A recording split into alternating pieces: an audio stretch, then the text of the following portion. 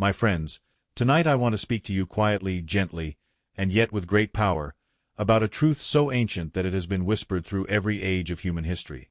It is not new, and yet for most people it remains entirely undiscovered. It is not complex, and yet it has the ability to transform your entire relationship with life, with desire, and with reality itself. What I am about to share with you is simple. So simple, in fact, that the logical mind often dismisses it.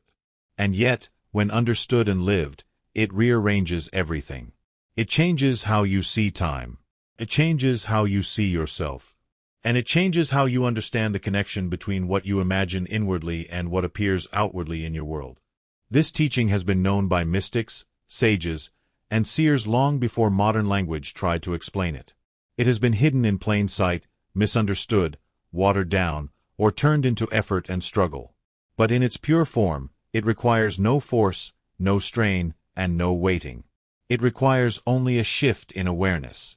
I ask you to listen not just with your ears tonight, but with your inner feeling. For what you are about to hear is not something you must learn, but something you are meant to remember. As you listen, you may notice a quiet recognition arising within you, as though a truth you have always known is finally being spoken aloud. If you allow this idea to settle into you, not as theory but as lived understanding, you will discover that your relationship with desire will never be the same. Your sense of effort will dissolve. Your sense of waiting will fall away. And you will begin to see that life has always been far more responsive, far more intimate, than you were ever taught to believe. Tonight, everything you think you know about how change happens is about to be gently and permanently rearranged. Now let me state the principle plainly, for once it is heard clearly, it cannot be unheard. The entire teaching rests on this single idea. You must live from fulfillment, not toward it. Live from fulfillment. Live from fulfillment. Let those words settle within you. Most people live their lives moving toward something. Toward happiness. Now you may ask, why does this work? Why should living from fulfillment have any effect on the world you see around you? The answer is found in understanding the true order of reality, an order most have been taught in reverse. We are conditioned to believe that the outer world comes first, and that our inner state merely reacts to it.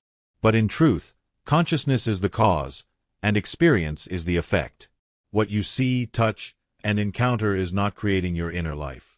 It is revealing it. Life does not move from outside to inside. It moves from inside to outside. When you live from fulfillment, you are not forcing anything to happen. You are aligning your awareness with a state that already exists. For consciousness does not create by effort. It creates by recognition. The moment you recognize a state as yours, you begin to live from it. And life, being a faithful mirror, must reflect that recognition back to you.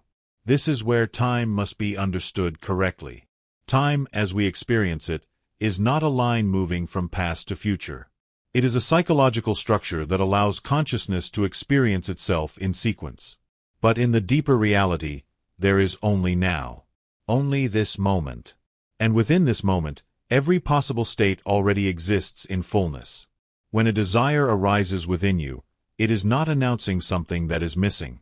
It is revealing something that already exists as a completed reality in consciousness. Desire is not a request sent into the void. It is an invitation to occupy a state that is already available to you now. Most people misunderstand creation because they believe they must build the future piece by piece. They believe they must struggle, plan, and force outcomes into being. But creation does not happen that way. Creation happens the instant you shift states. The world you experience simply catches up. To live from fulfillment is to step out of time psychologically. It is to stop postponing your sense of life until conditions change. When you no longer treat fulfillment as something ahead of you, you collapse the distance between now and what you want. You do not make it happen. You allow it to appear. This is why effort is unnecessary. Effort belongs to the belief in absence. Recognition belongs to truth. The moment you recognize fulfillment as present, life reorganizes itself to confirm what you have accepted within. Let me share with you a story that brings this principle out of abstraction and into life itself. A woman came to me burdened by a quiet exhaustion. She wanted financial freedom, not extravagance, just the ease of knowing that life was supported. For years she had done everything she was told to do. She worked harder. She saved carefully. She studied strategies and plans. Yet no matter how much effort she applied, she felt as though money slipped through her fingers. Each month became a calculation, each decision a worry. She lived in constant vigilance, watching numbers, waiting for relief. Without realizing it, she was living entirely from lack. Her attention rested on what was not there. Her inner conversations were filled with "not yet," "someday," and "if only." Even her hope was rooted in waiting. She was always moving toward peace, never standing in it. I asked her a simple question: how would you feel if financial ease were already yours? She began to answer with explanations, conditions, and timelines. I stopped her. "No explanations," I said. "Only the feeling." I instructed her each evening to sit quietly and imagine the end of her desire. Not money arriving, not problems being solved, but the feeling of being supported. She was to feel the calm of paying a bill without tension, the ease of choosing without calculation, the quiet confidence of knowing there was enough. I asked her to notice the softness in her body, the steadiness of her breath, the absence of urgency. To live there, even briefly, as though it were natural. At first, her mind resisted. It argued. It reminded her of facts and figures.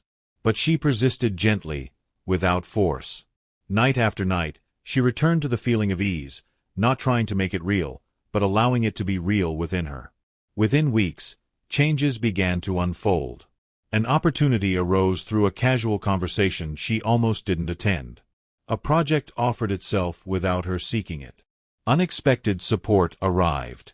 There was no dramatic turning point, no struggle overcome. Life simply began to respond differently. She later said to me, "It felt inevitable, like things were rearranging themselves without my involvement." And that is always the way. When you stop pushing toward fulfillment and begin living from it, the world moves on your behalf, quietly, naturally, and without resistance. Now it is important to address why many people hear this teaching, attempt to apply it, and yet see little change. The failure is not in the principle. It is in how it is approached. Most people try to live from fulfillment while secretly remaining anchored in lack. They spend a few moments imagining the end of their desire, and then immediately return to watching the world for proof.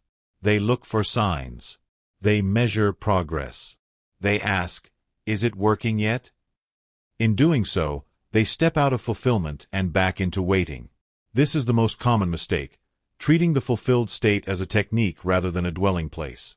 Fulfillment is not something you visit briefly and then leave. It is something you reside in. To visit the end is to imagine for a moment. To dwell in the end is to let that state become the reference point from which you live. Another obstacle is emotional inconsistency. One moment a person feels confident, peaceful, and assured. The next moment, they collapse into doubt because circumstances have not yet shifted. But circumstances are always the last to change. When you allow the outer world to dictate your inner state, you reverse the order of creation. You hand authority back to appearances. Doubt itself is not the problem. Doubt only has power when you identify with it. You do not need to fight it, argue with it, or suppress it. You simply return, again and again, to the state you have chosen. This is what persistence truly means. Persistence is not force. It is not effort. It is not repetition born of fear. Persistence is residence. It is the quiet decision to remain loyal to the state of fulfillment regardless of what the senses report. You are not trying to make something happen. You are refusing to leave what you have already accepted as true. When fulfillment becomes your inner home, you stop monitoring reality for reassurance. You stop asking when. You stop negotiating with life. And in that stillness, change occurs. Not because you demanded it, but because you finally allowed it. Let me offer you another story, one that touches a deeper place in the human heart, the longing to be chosen, to belong, to be loved without effort or performance. A man once came to me carrying a quiet sorrow. He had spent years trying to be worthy of love. In every relationship, He adjusted himself, anticipated needs, overgave, and waited anxiously for reassurance. When affection faded or distance appeared, he worked harder. He explained more. He tried to become what he believed would finally make someone stay. And each time, the pattern repeated. He was left feeling unseen and replaceable. He lived in the identity of wanting love, not being loved. His inner world was filled with questions. What am I doing wrong? How can I be enough? His attention rested on approval, and approval, by its nature, always remains just out of reach. I told him something that felt almost offensive to his logic. You are not meant to seek love. You are meant to live as one who is already chosen. He protested. His experiences told a different story. But I asked him to set experience aside and try something gentler. Each night, I instructed him to imagine the feeling of belonging. Not a specific person, not a scene of pursuit, but the quiet sense of being wanted. He was to feel the warmth of ease in his chest, the relaxation of no longer needing to prove himself. I asked him to imagine ordinary moments, being listened to without effort, being met with softness, feeling safe in silence. No drama, no pleading, just presence. At first, his body resisted. Years of longing had trained him to feel tense. But slowly, he allowed himself to rest in the feeling of being loved as a fact, not a hope. He stopped rehearsing conversations. He stopped bracing for rejection. He began to move through life with a subtle confidence, not because he tried to change, but because he finally stopped trying. The shift was quiet. People responded to him differently. Conversations deepened. Connection became natural. Eventually, a relationship formed that felt unlike the others. Not intense, not anxious, but steady and mutual. Later he said, "Nothing magical happened. I just stopped feeling like love was something I had to earn." And that is always the transformation that lasts, the one that feels so natural it no longer needs to be explained. It is natural, my friends, for the mind to resist what it cannot immediately see or measure. Skepticism will arise. Thoughts will whisper, "This is impossible, I am just pretending," or "This cannot be real." The mind wants evidence, proof, and a timeline. It wants reality to conform to its expectations before it will allow belief.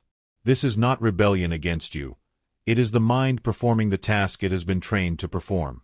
And yet, it must be understood differently. Imagination is not fantasy. It is not mere daydreaming. Imagination is the source of all experience. It is the laboratory where creation begins. What you imagine with feeling and attention is not less real than what your senses perceive. In fact, it is far more real, because it precedes appearance and shapes it. Reality, as commonly defined, is a reflection of consciousness. The circumstances you see, what you call problems, lack, or delay, are shadows. They are temporary, ever-changing, and secondary. Consciousness is primary. It is the foundation from which all manifestation arises. When you occupy the state of fulfillment, the world outside cannot help but mirror it in time and space. I do not ask you to confront your doubt, argue with your logic, or force belief. That would be an exercise of the mind rather than the heart. I ask you to trust gently. Return your awareness to the state that feels like the end already realized. Observe how the world shifts naturally when you no longer insist on proof. In that quiet trust, resistance loses its power, and the miraculous begins to unfold, not because you willed it, but because you allowed consciousness to operate in its true order. Now let us bring this teaching into practice, gently and without strain, so that it becomes a living, breathing part of your daily life. Begin each day with a few quiet moments, just 5 to 10 minutes, where you remove yourself from the rush of circumstance and turn inward. Sit or lie comfortably. Close your eyes. Allow your attention to rest on the feeling of the desire already fulfilled. It is not necessary to imagine details of how it happens. Do not try to force events into place. Instead, focus on the inner experience. The calm, the satisfaction, the natural joy of already having what you long for. During this practice, allow yourself to be the person who lives from fulfillment. Feel their ease, their confidence, their contentment. You are not convincing yourself of a future reality. You are remembering a truth that already exists in consciousness. This is not creation. It is recognition. You are not bringing something into being. You are entering the state in which it has always existed. As you go through the day, return to this state gently whenever you notice doubt, anxiety, or distraction. You do not need to fight, argue, or force the feeling. Simply remember it, dwell in it for a moment, and carry it forward into your actions and interactions. Consistency matters more than duration. Short, faithful practice each day is more powerful than long, infrequent sessions. Gradually, the state of fulfillment will become natural. You will find yourself resting in it even when circumstances appear contrary. The key is acceptance, not effort. You are not laboring to create a future. You are embracing a present truth. In this gentle, faithful practice, you train your consciousness to dwell in the end. And from that dwelling, life will align naturally with the state you have chosen, effortlessly and inevitably. Let us return once more to the heart of this teaching, for it is here that transformation is anchored. Live from fulfillment. Live from fulfillment. Live from fulfillment. Let the rhythm of these words sink deeply into your awareness, for they are the key to all change. Understand this clearly. The journey you imagine, from longing to having, from striving to success, is not a journey through time. It is a journey of consciousness. The moment you assume the feeling of fulfillment, the journey is complete. There is no waiting, no external condition to satisfy. The world outside simply catches up with the state you inhabit within. Nothing needs to change first. No circumstances, no people, no events. Your security, your abundance, your love, your peace, all are accessed immediately in consciousness. When you embody this state, you are not pretending. You are recognizing a truth that always exists. Stand firmly in this awareness. Let confidence arise naturally. Let peace settle in every breath. Allow the inevitability of fulfillment to permeate your being. You are not moving toward, you are already there. The external world will follow, effortlessly, as life mirrors the reality you have assumed. From this place, everything becomes simple. Everything becomes aligned. You have arrived, not tomorrow, not later, but here and now, in the fullness of what is eternally yours. Dear beautiful souls, as we part tonight, I want you to feel the quiet power that rests within you. You are not small. You are not waiting for permission. You are luminous, capable, and already complete in ways you have yet to fully recognize. The desires of your heart are not distant dreams. They are reflections of the reality that already exists within your consciousness. Carry this truth with you as you move through your days. Each thought, each feeling, each gentle return to fulfillment strengthens not only your own life but contributes to the awakening of those around you. Your presence, grounded in the certainty of already having, radiates calm, joy, and possibility. You are part of something far larger than any single circumstance, and your alignment with fulfillment adds light to the collective whole. Remember always, live from fulfillment. Live from fulfillment. Live from fulfillment. Let these words guide your awareness, steady your mind, and anchor your heart. And as you step forward, know that this is not the end of the journey, but a continuation. Each moment offers an opportunity to practice, to remember, and to embody the state of what is already yours. Carry this teaching with grace, and watch as life responds in perfect, effortless harmony.